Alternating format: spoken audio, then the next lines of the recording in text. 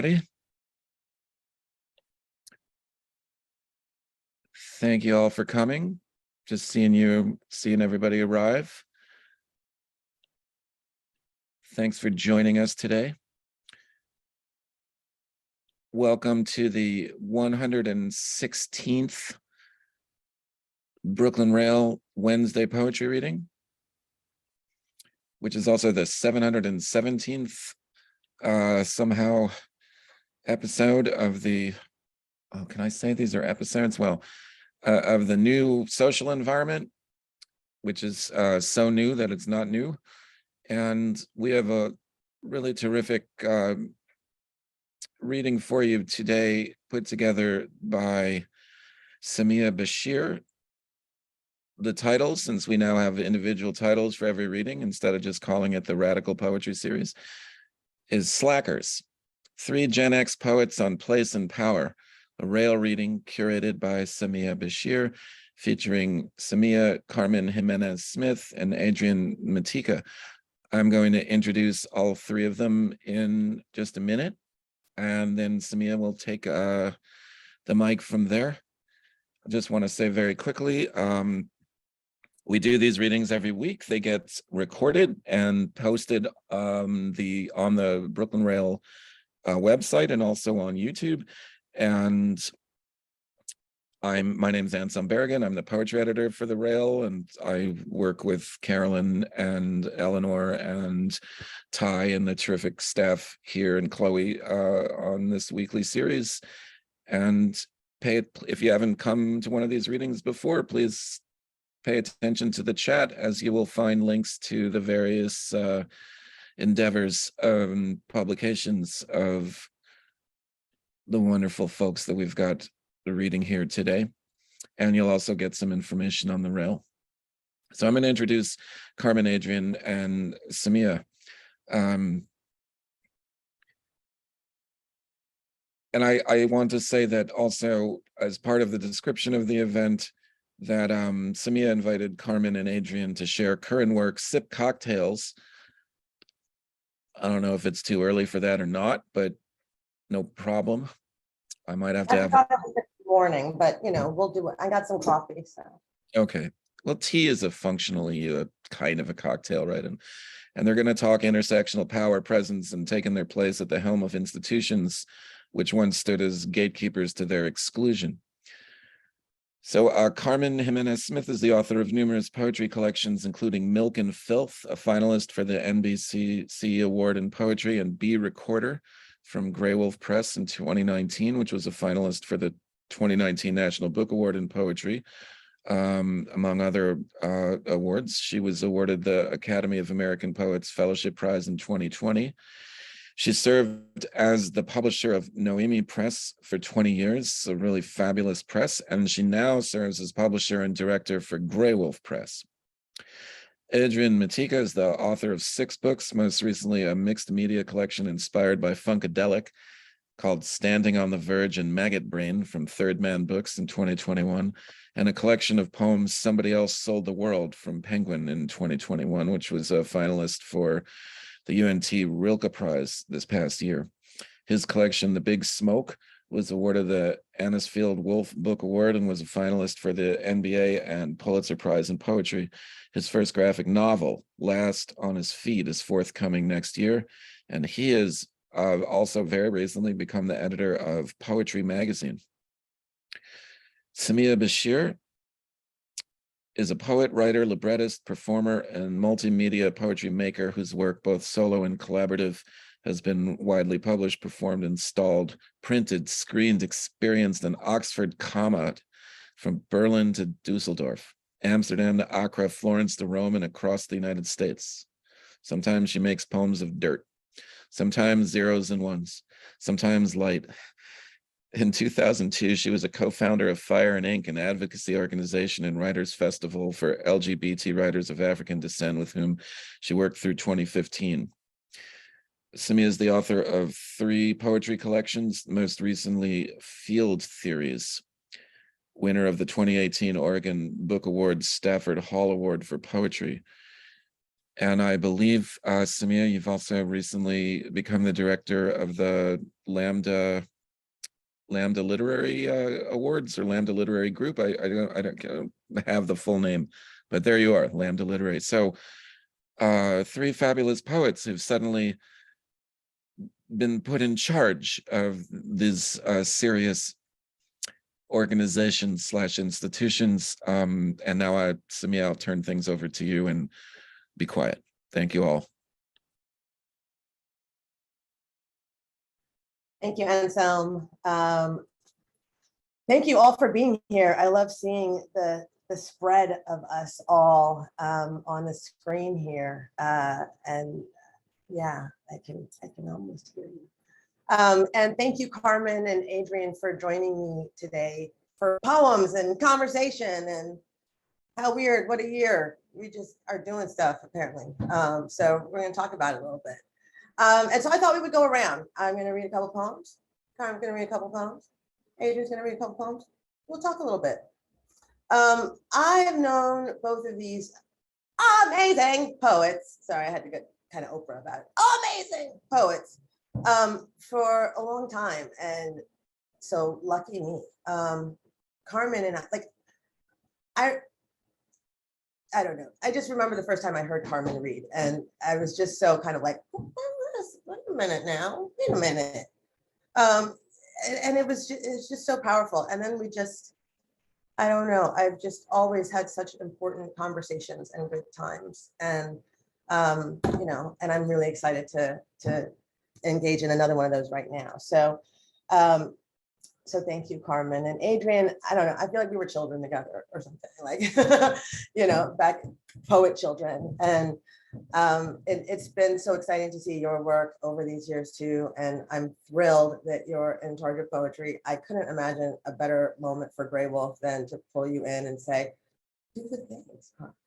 To have Adrian take over poetry right now at a really critical moment and do the things, like, it's exciting. And for me to be at Lambda, you know, doing the things. I think one thing that is interesting is not just that, you know, this year the three of us, you know, are a kind of a cohort of people, you know, from a particular moment through a particular moment are here at organizations that, quite frankly, when we were child poets, we weren't necessarily invited to or welcomed in. Even, I think it's safe to say. And so what is this moment? Well, I promised poems. So I'm going to read a couple of poems from Field Theories and then a couple of poems, some new work. I'll start at the beginning. Paleontology. I stepped from the airplane. My hair melts dead air. I walk quickly, click clunk, click clunk, click clunk. Barbara Jordan, bronze and sober, glasses poised.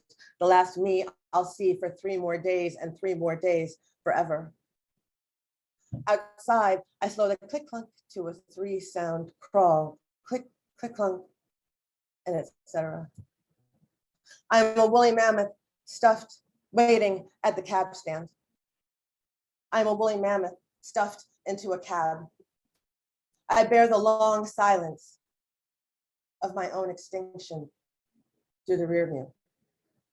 My head on the back seat, horns akimbo. I melt dead air. Blame humans for the loss of large mammals like myself, a new study suggests. My cousin took my husk to a dry diorama. The radio blares, the tide is high. The radio sings, I'm gonna be your number one.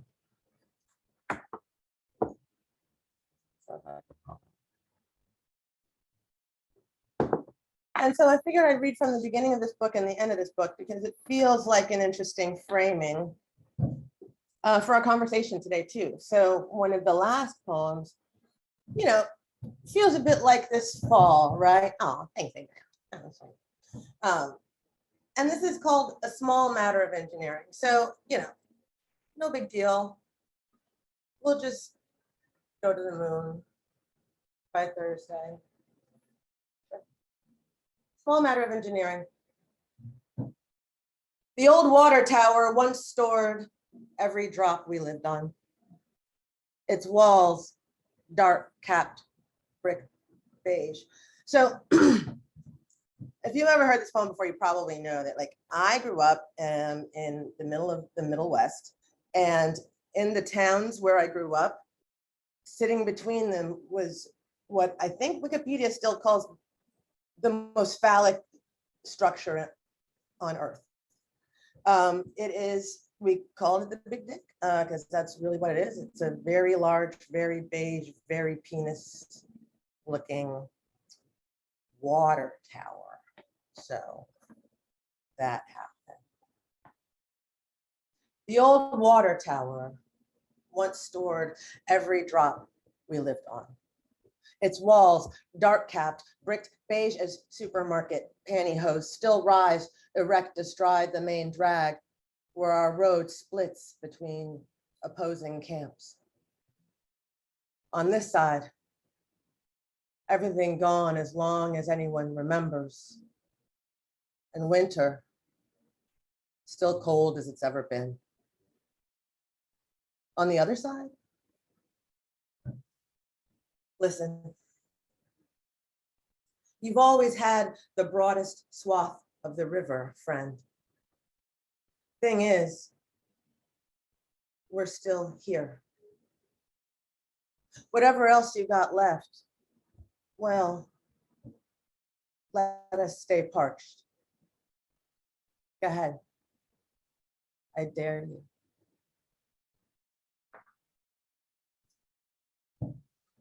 So thanks for the snaps and the ears. I'd want to welcome Carmen into this poetry conversation up next. Thank you. I'm so thrilled to read with these poets that I admire so much. Yeah, I'm going to read from a series that I've been working on for a little while, from a new book called Nostalgia Has Such a Short Half-Life. And it's called the series is called A Painting I Can't Remember. And it's about paintings that I have in my mind that I only remember scraps of. And I also remember what's proximal to it, like where I was, who I was with, what it conjures when I think about it. And this is actually the first poem in the series. And it actually originated in a text conversation that I had with a friend who was an art historian trying to remember this painting. A Painting I Can't Remember, 11. I sought the contours of a name, remembering only that the style was Dali plus anime plus fairy tale plus World War II. I searched the names in my head, George, maybe George, something with 2 L's, not Bataille, who made me feel sexually scratched in college with rust in the future Coliseum. I craved feeling scratched sexually, what Francis Bacon also did, though I had to feel like a man to feel him. This painting didn't scratch, yet I hunger for its brown mood and wind, stirring leaves, turning up the depicted ethereal singing, surrealist and atonal, as if Belle and Sebastian and John Cage had a femme daughter they coated in varnish.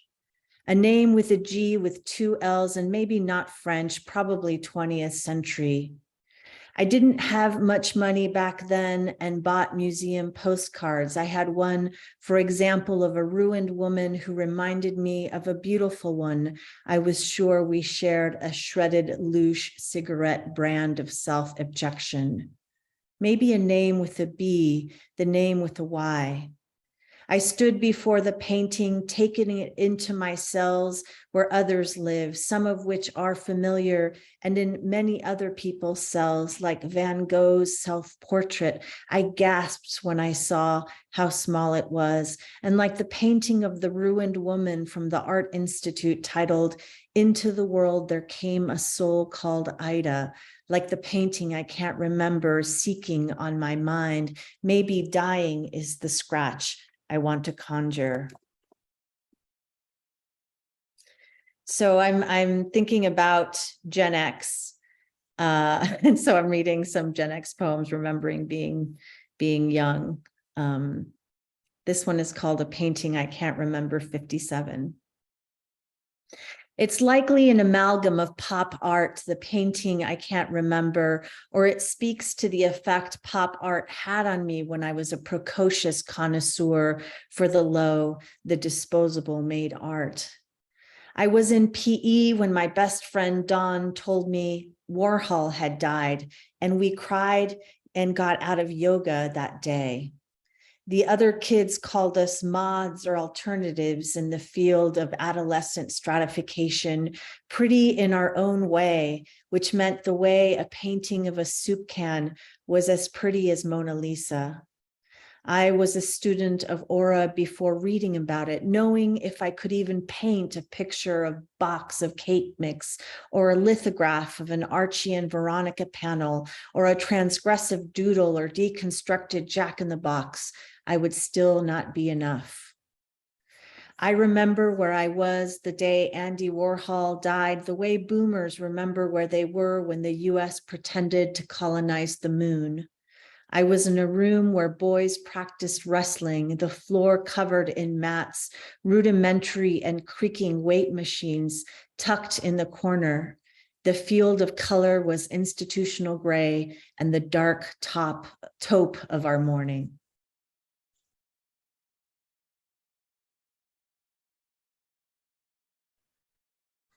Oh my God, Carmen. Ooh, thank you. Day Warhol died. And then yeah, anyway. Adrian, 20 years, Comic Con 2002, you put it in the chat. Yo, whoa, imagine. Right. What you reading? Yeah, well, I was thinking about, as Cranbrook, right? So it's Cave Canem Cranbrook 2002 with no air conditioning and a storm in the middle of the reading that shut down the power. And so I forgot about that. Yes. I have this vision of Douglas Kearney reading outside in a storm, which either is true or not, but either way, Right. it was pretty amazing.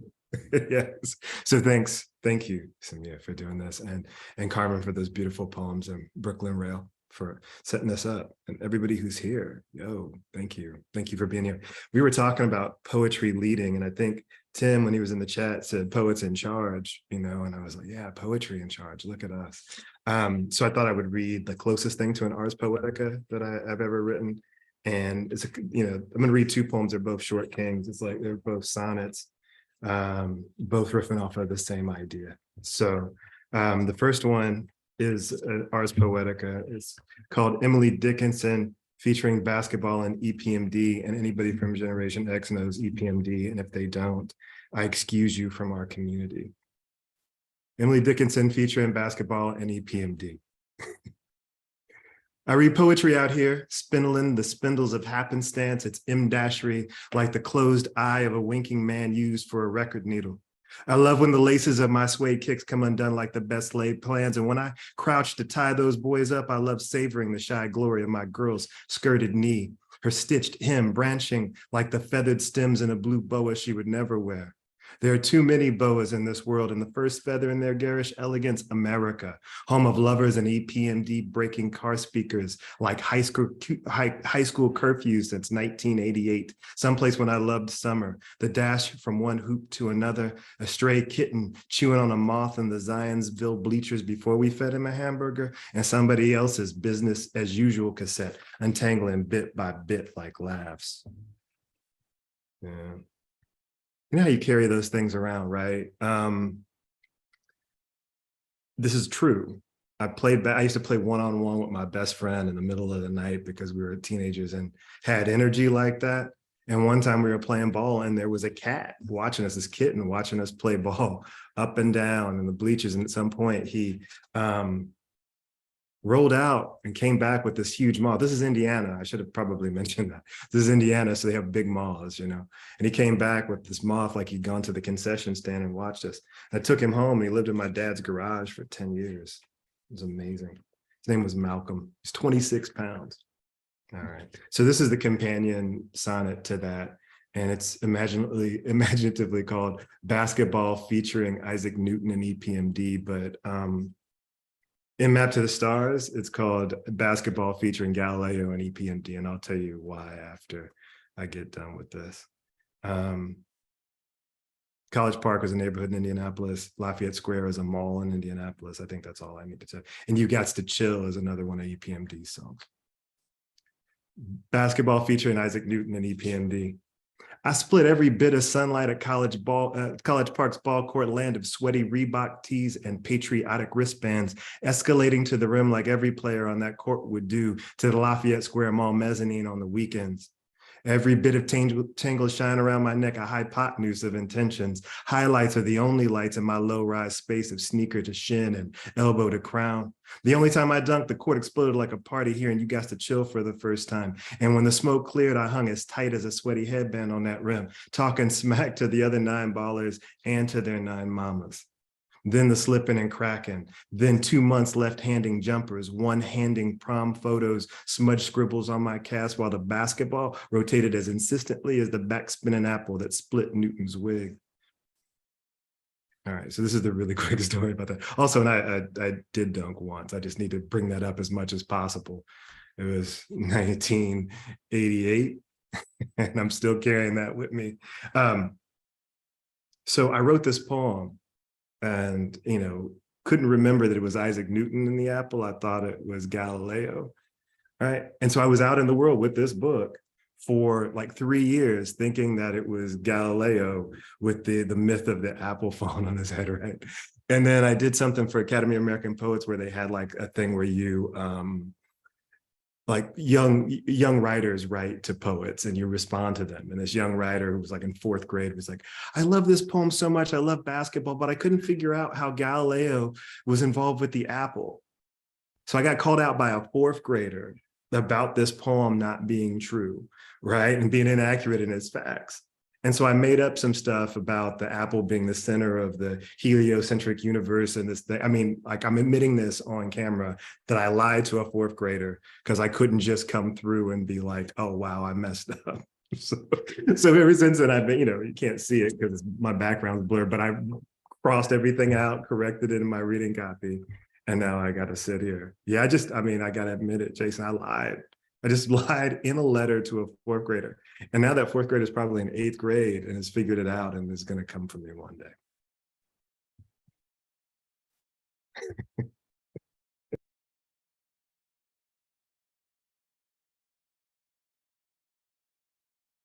Okay, I'm just over here cackling to myself with everyone on mute. Wow, so thank you for sharing these poems. I figure maybe because we're going to be in conversation, I will drink my not a cocktail coffee, doing what I can. And loop us into, you know, so, all right, Carmen, you brought up the GenX thing, right? Which is one of the frames of our kind of slacker conversation. And so I don't know, like, I'm thinking we're all here new this year. Somehow we're getting to the end of the year. It's the first day of winter. Tomorrow, the light starts to come back, you know, theoretically, which is exciting. So I think about the light and I also think about, all right, so how do you think, maybe I'll start with you, Adrian, since you just finished reading. How do you think, you know, the potential of being a latchkey director of a thing might impact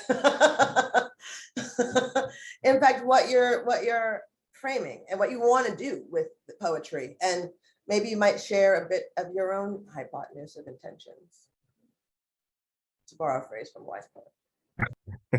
No, I think it's funny because I think we all had that experience of, in some ways or another, raising ourselves. and and trying to make those choices. And when I think about this in the scope of the work we're doing as curators and supporters of literature, I mean, we've been watching from the side, watching through the latchkey for a very long time. It wasn't until, but maybe the last 10 years that there was space made for us. We talked about, I didn't realize this until I started doing interviews around when they made the announcement that I was poetry editor, that I was in poetry in 2012 for the first time. And in my memory, it was just me and Kevin Young. We were the only Black poets in that issue. But it turned out Kevin wasn't even in it. It was just me. And so I had this moment where I was thinking 10 years after I was in the magazine for the first time, I'm taking over, and it's a totally different space. I hope that I'm bringing something to it, but so many changes have happened in the past few years, and the composition of the aesthetic of the editors, like all of that is really radical, and it's really wonderful to not be looking from the outside anymore, to be thinking about this space as something that you can just open up the door. You don't even have to open the door, it's open already. All you have to do is write good poems, and then you're in. You know what I mean? It's a totally different experience. And I think the first time I read poetry was when I was an undergraduate, probably 1992 or 93, something like that. And when you go back to those issues, they're like 3 women, everybody's white, unless Rita Dove's in it or Youssef. Like there's always like maybe Lee Young Lee, maybe like there are a few folks, but it's homogenous in almost every way that you could imagine it being homogenous. And so I'm proud that I get to be a part of the stuff as it goes forward. And Carmen, I don't know how this would work in book publishing. I know it's a little bit different because we have a month to month, we get to make changes and we get to think about it differently, but maybe you could share a little bit about your experience with that too. Yeah, so when I was young and in graduate school, I became aware of just, I guess what's called the, granary books called the Mimeo Revolution. There's a really fantastic anthology, and just the idea of bookmaking, and, and I loved it. I loved the physical life of a book. But I also was aware that, just like you, there were, 5 people of color in all of publishing who did all of the things. And I noticed the tokenization of writers. And so combined with my curiosity for the physical life of the book and this very abstract idea that I had, that I wanted to create a publisher, because there were also publishers that were just publishing people of color. And I wanted to create a press that kind of bridged the gap, that wasn't, not known for just publishing people of color, but published people of color, and was just a press that, existed on its, which is not to say that folks who were publishing people of color were not amazing and important, but that they were marginalized, they weren't getting reviewed, they were, and so that really is how Noemi Press was born, was from that that hunger. And like, I think like you, it wasn't hard to do. It wasn't hard to just evaluate work on its merit and to see that there was good work being written by all sorts of people. It was just a little bit of a paradigm shift in having people of color running the show. And so almost all of the editors, J. Michael Martinez was one of my first co-editors, Rosa Alcalá was one of my first co-editors. Just having an awareness of that really was, I guess, was an undercurrent of my ethos over the last 20 years of every kind of venture that I've taken on as an editor has had that vision of it. And it's interesting. GenX is such an interesting generation because I feel like we were a very vital bridge, but we didn't kind of like, it took, we had to get over this kind of hump. I mean, we were the generation who were like, fascism is coming, neoliberalism is going to destroy everything. These wars are horrific. And then, I feel like subsequent generations were like, yeah, but they forgot we said it. And you know, the other thing I think poetry wise is that we were kind of beholden to these histories of aesthetics that I think some subsequent generations weren't in the same way. And I think that that's good. I have concerns about how the fact that the lack that I still see in publishing and just the editorial world and is that there isn't like a critical, there are a few folks writing critically about how writers write and what their influences are. But I think we're still at the ticking the boxes place. And there's not necessarily a strong critical body. You know, I feel like, you know, Evie Shockley is someone that I turn to in that regard, Michael Dowdy. So that's how I got here, was just, you know, being troublesome and just having this very vague idea about what I wanted publishing to look like. Yeah. And I think that being troublesome part is critical, Carmen. You know, I mean, when Adrian, you're talking about 10 years ago with Poetry magazine, but really it was only maybe 10 years before that, before you could even get the ghost of Kevin Young, you know, and the whisper of it and of him. And, you know, and then before that, well, yeah, Rita, Yusuf, et cetera, et cetera. And, you know, I think too about, you know, being the first Black person running this organization, being the first Black editor, being the, you know, I think that that's critical. But I also want to ask you all about one thing you said around this idea of kind of space being made for us here. You know, the poet in me, the not teaching anymore in me is like, I want to activate that verb a little bit, because I kind of feel like, yeah, space was made for us. And I'm not going to take away from all of the like people who made space for us. But also we had to be troublesome, like, you know, and, you know, there's a sense of kind of having to make space, especially coming behind people. There wasn't enough space because there are like 9 bazillion more of the generation above us than there are of us, and then the same underneath. So the space was made, and then we made space, and hopefully keep making space. I think that's part of this hypotenuse of intentions here, right? With the work we're doing is to keep creating that space and open things even further. And I think too about that, I don't know, what you were talking about, the vital bridge, Carmen, what we might cross together and bring that's new. I think one of the things, if I think back to like laughing at the idea of a latchkey kid or something, is we talk about how, you know, we were kind of left alone to raise ourselves, to figure it all out. You know, there's no kind of like, this is how you do laundry. It's like, at some point I want my clothes to not smell bad. I'm gonna figure this out. And you know, in a way that's just a little bit different. And I think about that in terms of like coming to these organizations and saying everything kind of has to change in some ways. And there's no map for this. But we're gonna have to figure it out. All right, so I'll bring us back to poems. I think for me, that's how I tend to figure things out.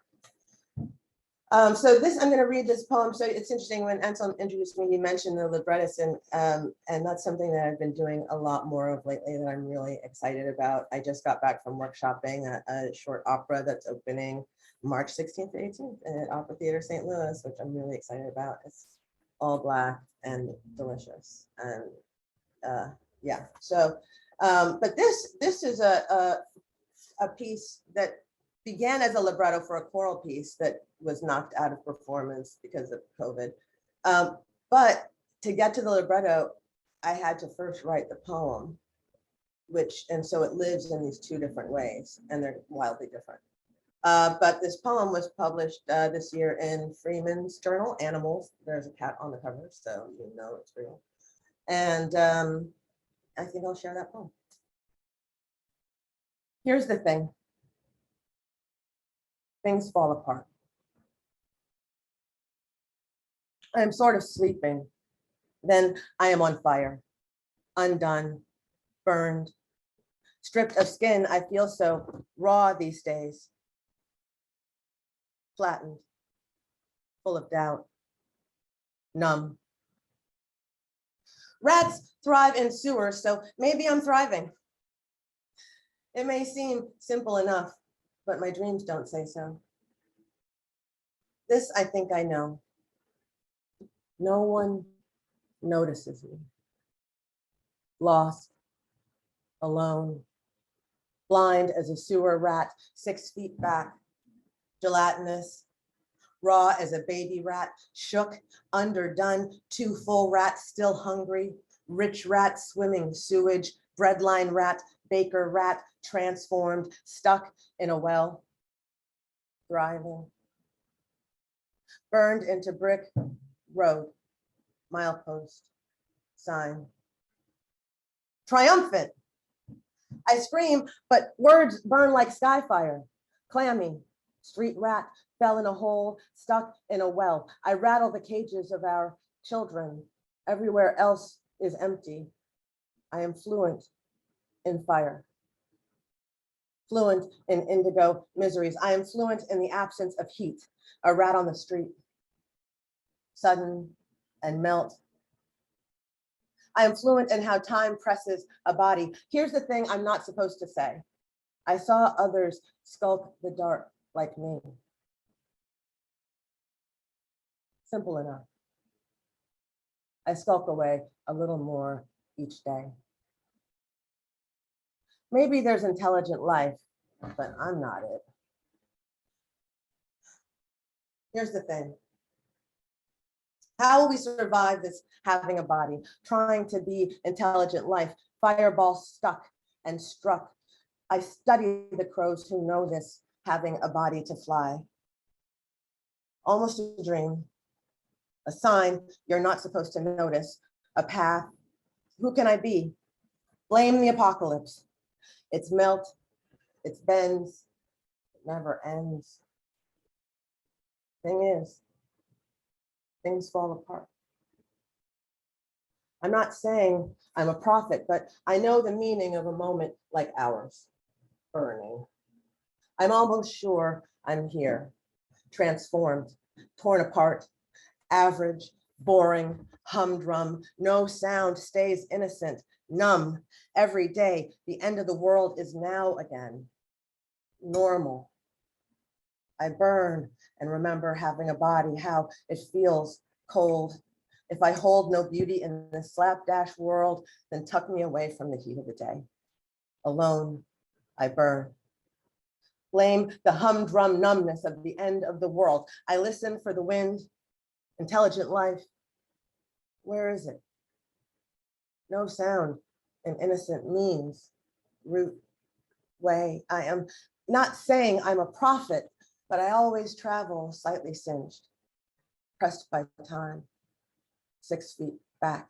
I find the me who's tall as a gum tree, the me with copper hair, causeway me, opening, expanse, eyes open, heart full of doubt. I strike my fireballs and burn, sort of dreaming. Now volcano, now oil-slicked river, stripped of skin, fluent in the press of time, body clammed, voice raw and syrup-stripped, eyes open, sewer rat, thriving. No sound stays innocent. Rats. Footpath, corridor, clearing, and yes, the bushes burn like skyfire, and I decide to survive. Claim every sunrise. I am dark as earth. Now I am me with the bright yellow hair, me with a normal girth. Wait, normal. Do I know that word? Did I ever? Is it normal to hang from a tree? Is normal an ability to breathe? Are normal these panic attacks? Does normal stand whole bodies back, tucked away from the heat of the day, listen for how to survive this body, face twisted, slightly singed, fueled by my own crisp flames, condemned. I know the meaning of a moment, but here's the thing. Am I intelligent life? How could I tell? The crows know. I know I'm not road, I'm doorway. And when things fall apart again, I'll be here, my rectangular shade of blue. I'm not supposed to talk about transformation, though, not the me with the hollow cheeks, the me with the blood red stride, fluent in the need to dance, me with moles in 14 places here, having a body, me with 3 nose rings, normal. I grasp for a branch, normal, me with the war winds, I thrive, gutter rat, the burning quiet of stars. Who else can I be? The pros.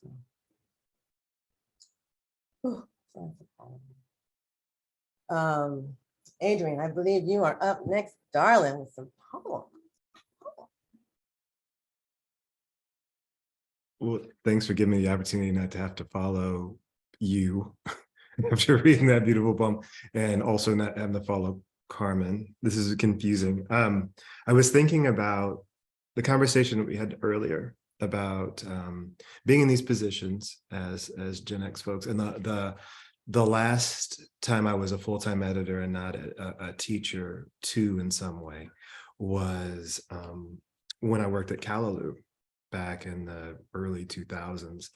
And when I left there after not writing at all while I was there the whole time, I wrote mixology. So I thought I would read some poems at like the aftermath of that somehow, because they're also very Gen X poems too.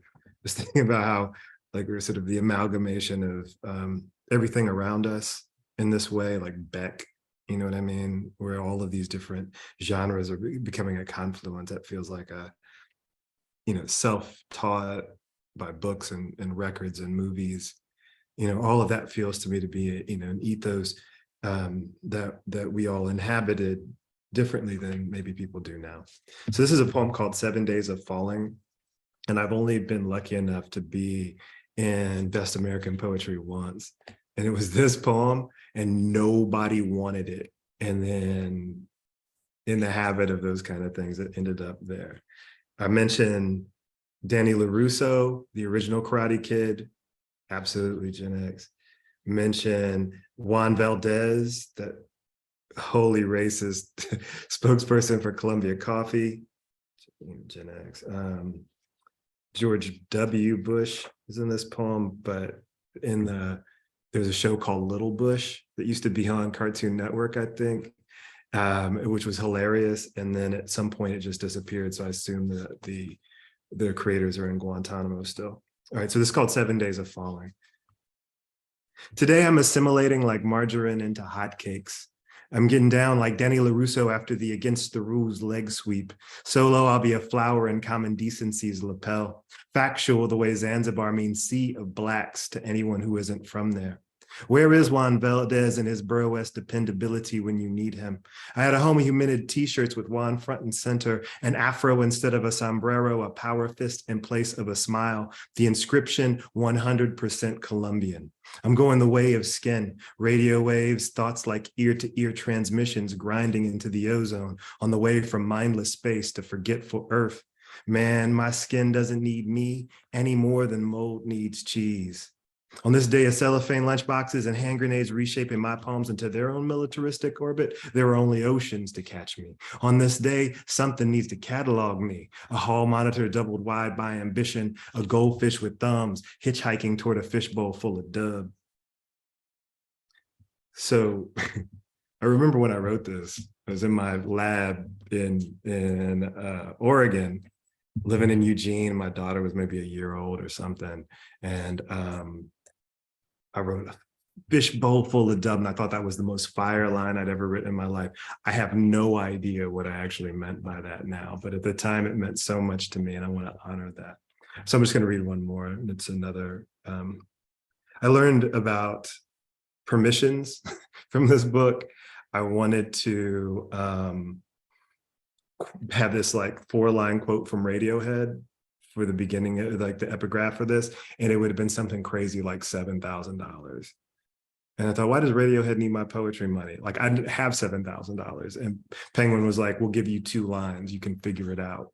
So this poem is called This Be the Verse, after Philip Larkin's poem.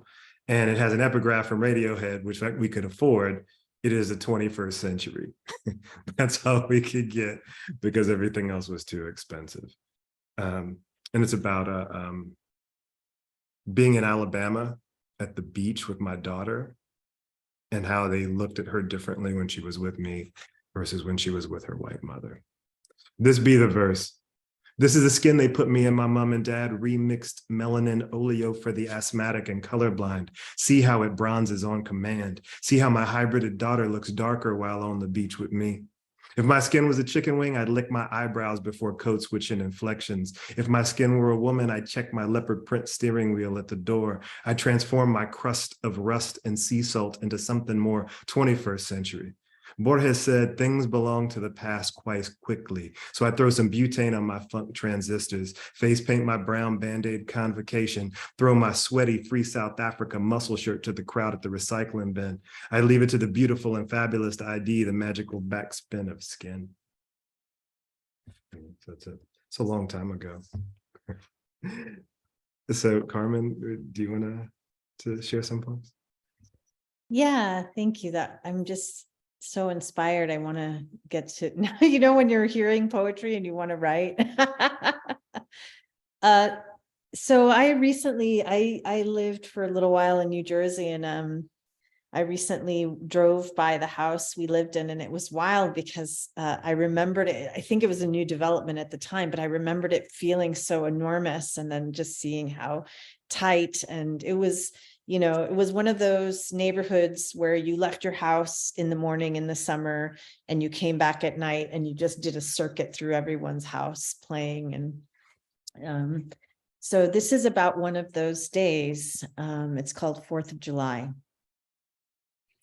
The hill flared with barbecue grill fire when the older kids let us into their game, all of us terrorized by swarms of gnats.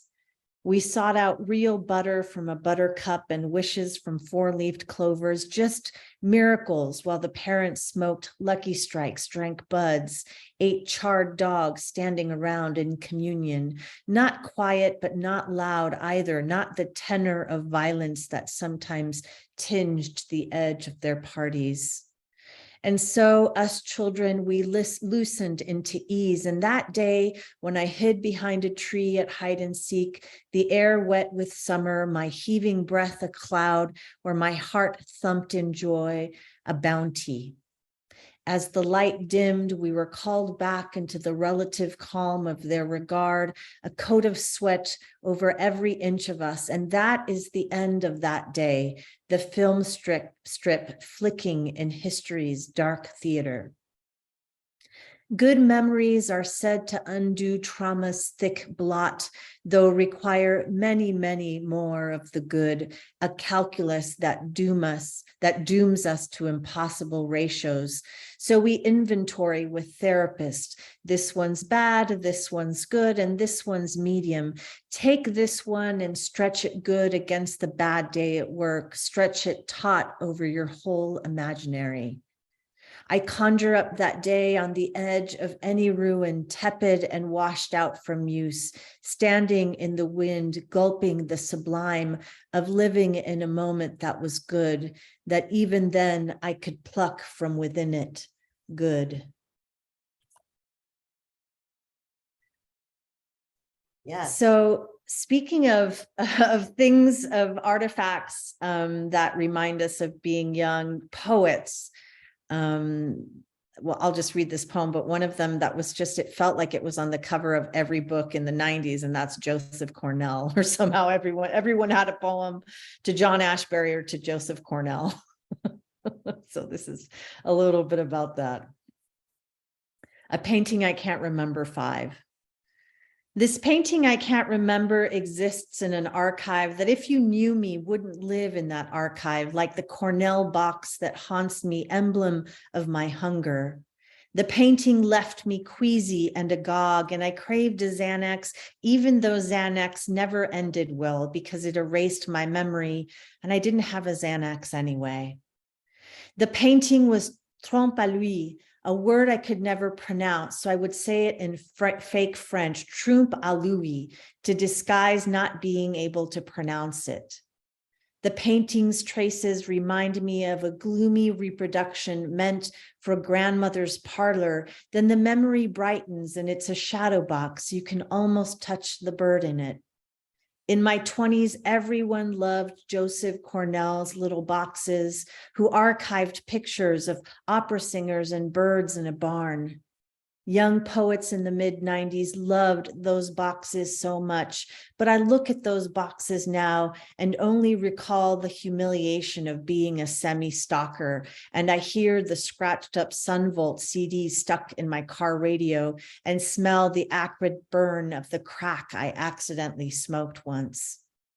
When I finally saw one of the boxes in person, the occult arrangement of paper and marbles and feather, I felt art, but not the sublime, just keen composition, a good enough lesson at the time. The simplicity was at the other end of the continuum of my Rococo emotional theater. One end, a stark black imprinted with stars and a moon, and the other end, Versace furniture. I rarely love a still life. What Trompe à lui is still life and pyrotechnique, the word alive in my mouth in sublimity, pronounced with sincerity, as if I had made depth out of nothing with my own two hands.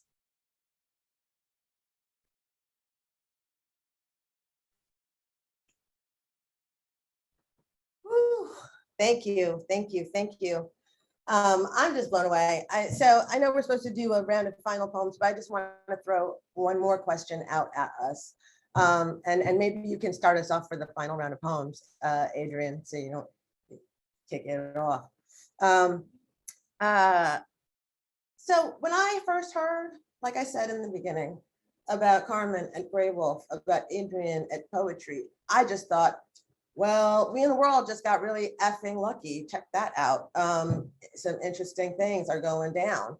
And you know, when I repurposed, we'll call it, because GenX, Adrian's hypotenuse of intentions into a question, you know, I do think that this particular move into new directions is really lucky and fortuitous for all of us. And so I'm curious, like, I just want to push back one more time and be like, all right, like, what do you want to do? What's one thing that you're excited to do? Like, why is the world so lucky we're suddenly doing things? Well, I don't know if the world is lucky or not. I mean, some of them I think are pretty stressed out, you know. I mean, I've been thinking a lot about this because, you know, the august institution of poetry, I mean, I was lucky because I came in and it was already changing. And I can't stress that enough, because I can't imagine what it would have been like if I would have tried to do this 10 years ago. You know, it was very different. You know, my co-editor Lindsay and Fred was also a co-editor. Fred Sasaki. They were doing this work when I walked in the door, so I was able to kind of step in with them, and Holly and Angela, all, like, my whole squad. They were doing work, and so it was easier for me, I think, to step in and just be a part of that work than it would have been for me to start from zero, right? And I think that the thing that I got early was this kind of, well, if you're so focused on opening up the space for people who haven't been there before, for marginalized voices, then what happens to those other poets, right? And what I keep coming back to is that there is room for everybody in Poetry Magazine. The difference now is that, you know, people who used to be able to get away with writing mediocre poems, and we know who I'm talking about, don't get to write those mediocre poems and still be in the magazine. Now they have to write at the same level that Latinx poets had to write at, trans poets had to write at, that Black poets had to write at, to have the possibility of being part of the discussion. It's not exclusive, it's evening, it's leveling. Everybody has to do the same kind of work. They have to write beautiful work, beautiful poetry in order to have access to those pages. And at the same time, I'm trying to tell you, we are working to try to figure out who wasn't attended to in the past, who wasn't given space, who wasn't offer the opportunity. So, the first issue that I did October had a folio of Carolyn and Rogers in it, right? Carolyn, co-founder of Third World Press, finalist for the National Book Award, publisher of many books, citizen of Chicago, was never in Poetry magazine, right? Nikki Finney was only in there for a note to the editor. Ross Gay had never been in the magazine. You know what I mean? And so it was like all of these things where I was looking like, how can we make room for those poets who either decided that the space wasn't for them, like I felt. I never submitted up until 10 years ago because I didn't think there was room for my stories. Yeah, or decided that they did, that they would submit and get rejected because, what we need is terceted pastorals about the South or whatever it was that was being published before, right? So I think that the new version of it, and what I've tried to do to circle back to your question, is make it a welcoming space, but a welcoming space where everybody who walks in better have their right outfit on. They better be ready to do the work they need to do to get in. And so and I hope we're doing it. I mean, we're 6 issues in. I look at them and I'm so proud of what we've done, and I hope the people who are reading them are too. Are we going to continue the conversation? Or am I supposed to read a poem? I'm not sure how we were going to do this. What? Read a poem. Yeah, why not? Let's go. Are you sure? Okay, because I want to hear what Carmen has to say, and I don't want to. Oh, we're continuing the conversation. Okay. All right. So I've been reading stuff from the catalog because I was really excited to think about this conversation as us, as poets who I've been reading for so long and admiring for so long. And I was writing these poems while I was reading Carmen's work and reading Samiya's work, but I thought I should read a poem from the new book too. Maybe I'll read one of the last poems. So it's called Somebody Else Sold the World. And I got the title from a David Bowie song, Man Who Sold the World, that then for many people in Gen X was resurfaced by Nirvana in this incredible MTV Unplugged. So the whole book is about a critique, but the poem I'm going to read mentions poltergeist, another Gen X thing. And it scared me so much. It terrified me when I was a kid. And I watched it on a Tuesday. And so this is in the poem, so I'm just talking over myself, but I was so scared of the movie that I became scared of Tuesdays. Like that feels to me like a very, dealing with my anxiety and things. Like, yeah, that's exactly that clown, the trees. She's trapped in the TV and trying to talk through the static. I mean, it's scaring me right now talking about it. But this is also about that dude who used to be in the White House who sold us all out too. Somebody else sold the world. When I was a kid, I watched Poltergeist on a Tuesday, and it scared me so much I was afraid of the weekday itself. And still each Tuesday, the long-fingered trees outside of my head are missing some bark. Antagonists all over the place, mostly maskless as unprepared burglars. They cough without covering their tracks. They leave their shoddy fingerprints everywhere. On their self-congratulatory neighborhood walks, they acquit their own nondescript hearts until they burst and resurrect inside the TV's particled white. All voice and hardly any body. It'll be weeks before anybody cares enough to change their channel. In my imaginations spring forward, the last antagonist on his fold-out throne feels just like a Black man for a minute. Everyone crosses the street as soon as he gets near. His pockets are turned out to their white parts, and still everybody acts like he sold the world. Yeah, forget that dude, Trump. Carmen, you want to get in on this? Oh, wait a minute, cat sighting. All right, let's go. A cat is here. A cat is here. Yes, thank you, Adrian. Thank you, Adrian. Yeah, so Carmen, what do you want to do? What's hot? Yeah. So, I mean, I have a lot of thoughts. And one of them is I actually was in Poetry magazine in 1995 or 96. I was in graduate school. And I just remember walking in and just feeling all of the resentment from all of because, I was the brown poet. I was the one who was writing about that experience, and just the audacity of, the audacity of my success. And I definitely, I'm not, I guess there's a part of me that is not proud, but then, it is what it is. that revenge became a fuel for everything I did. Was just like, I will show you. And I actually have an unfinished poem that talks about Carrie, you know, and me feeling like Carrie and just lighting that that gymnasium on fire. So that's one piece of it. The other piece of it, and I think that, you know, what am I going to do? I think just being in this role and people seeing that it's possible is a big part of it. You know, how meaningful it would be when we were younger poets to see that this was possible. And for people who weren't just driven by revenge like me. So I think that's important. And just being in collaboration and being in the room, like you, Adrian, I was coming into a team that was already really thinking about this, being very, very thoughtful and mindful, and, you know, part of the strategic plan to address some of these inequities. And so that infrastructure is already there. But I think that there's a kind of knowledge and a kind of institutional memory that I bring about this literary landscape that's a little bit different than the canonical one. And, you know, the staff at Graywolf is super receptive and super excited, you know, about that. And as you know, Graywolf is a nonprofit, I think it brings a different face to the kind of fundraising and the kind of just, you know, public facing work that I can do. You know, but it's still very, very amorphous for me. I'm still kind of shaping my way. I know one thing that I want to do, that I'm able to do as an editor of books, is which was really key to what made Noemi successful, is taking books that are raw.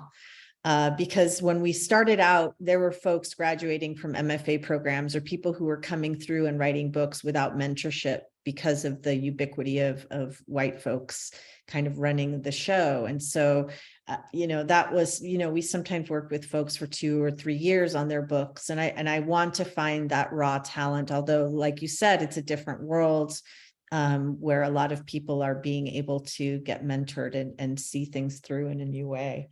But that's what I'm most excited about, is doing that kind of work.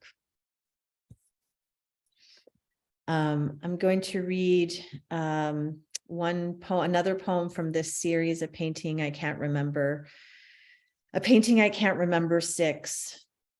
Dry is really what finished means, so painters ask the people around them, please be careful when you bring me tea. Don't brush against the easel, the paint is still wet. Then over time, paint isn't wet anymore, then the painting is art. In wet interstices, a painter catches a glimpse of that succulence and thinks, I've done a perfect thing, nearly alive. Paintings hold your face in their hands and suck you directly into their eyes, what I once heard a famous actor did as seduction. I wish I was brave enough to seduce that way. Mostly I fall deeper into paintings that former wet because the artist's touch lives there. They circled the wet canvas, bended around it, their own hands brushing against the canvas, undoing vexation and stain. The succulence exhales. When people who don't make art, civilians, you might say, when they see a painting and say they could do what the artist did, I think, well, try flying by jumping off a building and flapping your arms.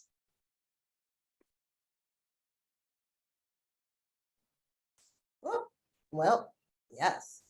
Ooh, Carmen. Yeah, I want to say that too. Anselm, I know you had a question. Hi, thanks, Samiya. Yeah, thank you all so much. It's so great to get to hear you read and talk.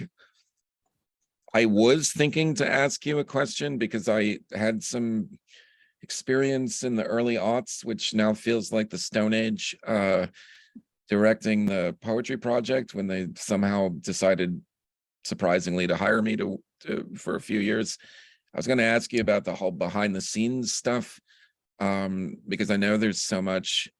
If it's a 501c3 nonprofit, you have a board. there's budgets, there's all this stuff that you have to like work out. Then I realized what I actually want to ask you is, if you don't mind, how is the balance between working for these places and then doing your own writing going so far, if you don't mind talking about that? I'd love to, if that's okay, jump in on that, because I want to talk about the behind the scenes really quickly. You know, I'm lucky because I walked in when there was a lot of upheaval that had kind of settled down at the Poetry Foundation. We've got Michelle T. Boone, who's the first person of color to be the director of the Poetry Foundation, and she is brilliant. And I'm really lucky to get to work with her. And up until this year, there'd never been poets on the board of the Poetry Foundation. Just sit with that for a second, right? And now there are.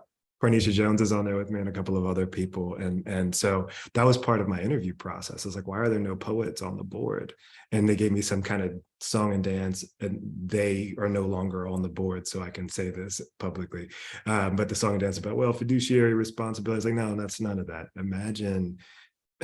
Imagine having a space where your primary mission is to support poetry, and there are no poets who are having a say in that. So that is all changed, and it's been such a beautiful thing to be a part of, and to watch the work that's happened, you know. And I can say that really quickly.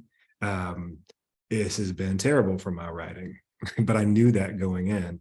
And I also wasn't writing poetry this year. I've been working on finishing my graphic novel. So all of this was part of it. It's really hard for me, and I don't know, maybe Carmen and Samiya can talk about this differently.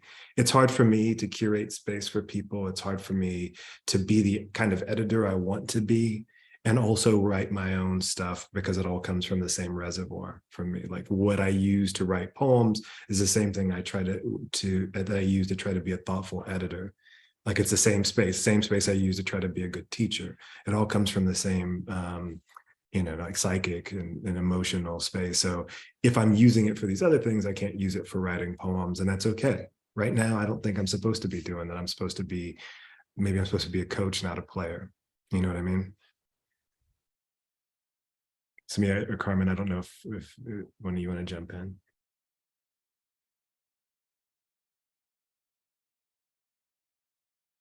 Yeah, I'll tell you, I mean, I think that's one of the things when I ask, part of my hypotenuse of intentions here, right, is that, like, so Lambda Literary is an organization in service of LGBTQ plus writers.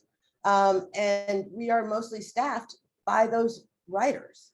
And so I think it's critical that the organization is in service to its staff as well.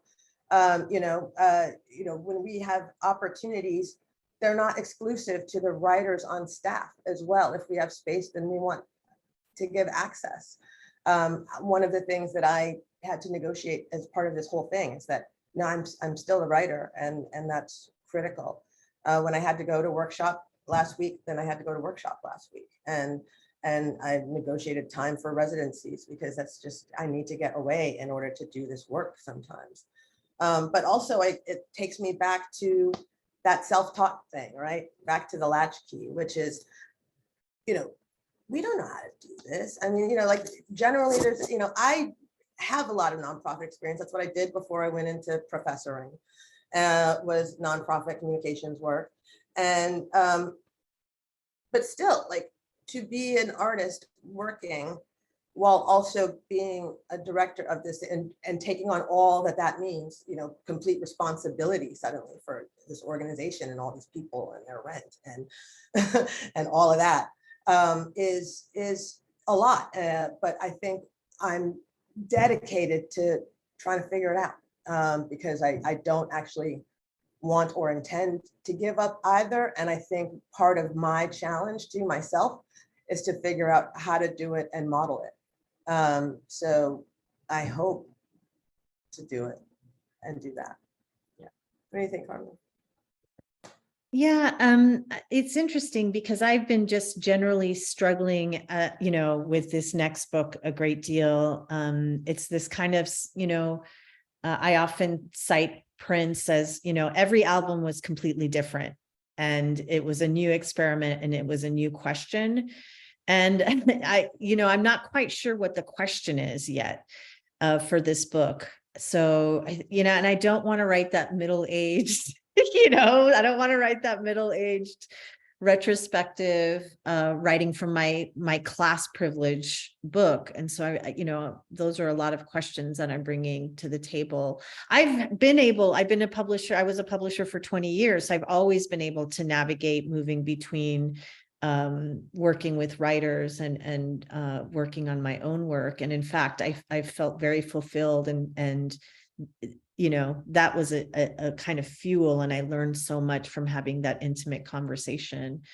But I'm also learning something like you see, I haven't had that same nonprofit experience. So I'm learning a whole new language. There are different relationships. I mean, one thing that I like more about this lifestyle is that you're not getting the discursive 5-page emails on Sunday night from your colleague on the faculty. People who work 40 hours are much better with boundaries. But there is a kind of awareness and attention and speed. Things have to happen much more quickly in this world. And, when you are a director, it's not the same as being an editor, because 75% of the stuff you're dealing with is about people. It's not about art. It's not about books. It's not about poems or stories. So I'm just letting myself absorb it and, learn it and, standing back and getting it into my body. I try to think of William Carlos Williams. I am working on translating Mariela Dreyfus. I am translating poets, and that keeps me connected to that world and, slowly trying to eke out some poems. But my trouble with the poems has more to do with this anxiety, that I'm doing something dull and I need to get over it. I can't believe it's happening, but I guess it happens to everyone at some point in their career, and it's happening now. Thank you. Thank you for that question, Anselm. Go ahead. No, thank you all. I felt like I had to change my relationship with language a little bit to figure out how to keep writing with some, like, to have a routine in a certain way.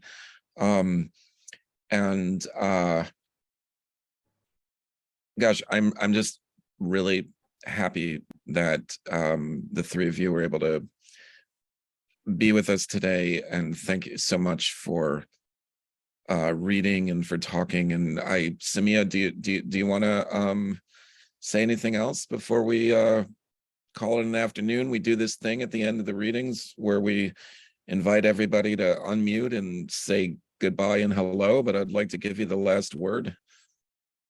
Oh, goodness. I mean, well, goodbye and hello to everyone before you even jump in and say it. I'm saying it right back to you. But also just, thank you, Carmen and Adrian, for coming in and for joining me in this conversation. I think this is really just the beginning of this conversation. I'm curious to continue it in different formats.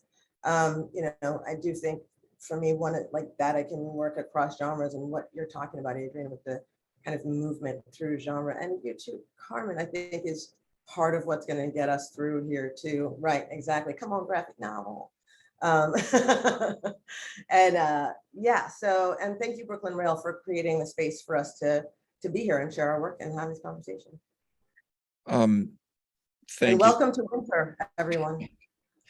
Come on. I should say that tomorrow the event that's also at the same time online for the Brooklyn Rail is an event that is sort of, it's called Poetry in Transit. It's focusing on what's going on at the Poetry Project. Their director, Kyle DeCuyan, will be part of that conversation, along with Patricia Spears-Jones. It's going to be moderated by Paul Swenson, and Ethan Philbrick, who's been doing some editorial work there, is going to be part of that conversation too. We're going to be off for the next 2 Wednesdays, but then we'll be back in January, and we will go through the entire goddamn year with a poetry reading on Wednesdays somehow. Samiya, Carmen, Adrian, thank you so much. Hope to have you back at certain points, and good luck with everything. And Carmen, I just want to say, between you and me, even though everybody's listening, that Claire Mishka's book Upend in 2020 from Noemi Press was my favorite book that year. That's got a little special place in my heart. And Midwinter Day. Shout out to Bernadette Mayer. Rest in peace. And hey, everybody, throw open the mics and we'll let you all off into the rest of the day. Thank you, Samiya. Thank you, Adrian. Thank you, Carmen. Grazie mille. This is fantastic. Thank you so much, everyone. This was amazing. Oh, yeah. Poetic nutritions is awesome. Save the chat. Say the chat. Thank you, Ransom. Thank you, Carmen. Thank you. Thank you all Thank you, so much. Adrian. Thank you all. Keep up the good Thanks, work. everybody.